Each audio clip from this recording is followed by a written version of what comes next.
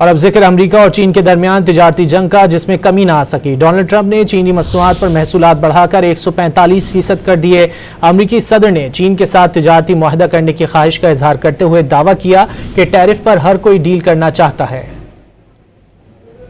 چین کے ساتھ امریکہ کی تجارتی رسہ کشی میں کوئی کمی نہیں آ سکی۔ ڈونلڈ ٹرمپ نے چینی مصنوعات پر ٹیرف میں زبردست اضافہ کرتے ہوئے شرح 145% تک بڑھا دی۔ وائٹ ہاؤس نے محصولات میں مزید 20% اضافے کی تصدیق کر دی۔ رپورٹ کے مطابق چین سے امریکہ برآمد ہونے والی اشیاء میں پلاسٹک، فرنیچر، کھلونے سمیت الیکٹریکل اور میکینیکل آلات شامل ہیں۔ ٹیرف بڑھنے سے امریکہ میں ان مصنوعات کی قیمتوں میں بھی اضافہ ہونے لگا، جس کے بعد امریکی اداروں اور تاجروں نے چینی مصنوعات کی خریداری بند کرنا شروع کر دی۔ امریکی صدر نے دعویٰ کیا کہ ٹیرف پر ہر کوئی ڈیل کرنا چاہتا ہے۔ انہوں نے چین کے ساتھ تجارتی معاہدہ کرنے کی خواہش کا بھی اظہار کر دیا۔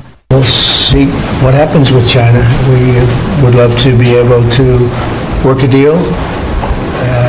They've really taken advantage of our country for a long period of time. They've ripped us off beyond nobody. How people stood for it, sitting in my position, is not even believable. And we're talking about many presidents, not just a couple. گزشتہ روز امریکی صدر Donald Trump نے تجارتی tariff میں 90 روز کے وقفے اور چین کے لیے ٹیرف میں مزید اضافے کا اعلان کیا تھا۔